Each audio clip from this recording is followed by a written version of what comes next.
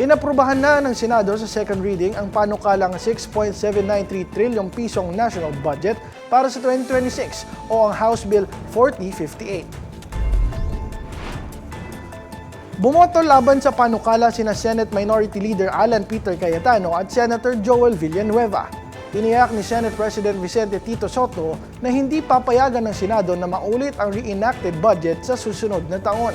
Target na malagdaan ni Pangulong Bongbong Marcos ang 2026 budget bill bago matapos ang taon dahil hindi umano magandang mangyari ang isang reenacted budget na kadalasang inuugnay sa korupsyon. Ayon sa timetable, inaasahang maaprubahan sa third reading ang budget bill sa December 9. Susunod ang BICAM ng Senado at Kamara mula December 11 hanggang 13 at pipirmahan ang 2026 General Appropriations Act sa December 29. Iniulat naman ni Senator Sherwin Gatchalian ang highlights ng mga amyenda at ipinasa ang General Summary of Amendments bilang pinal na basihan ng mga pagbabago. Ang kompletong detalye ng amyenda ilalabas December 6 bago ang third reading. Sa ngayon, nasa period of amendments pa rin ang panukalang pondo.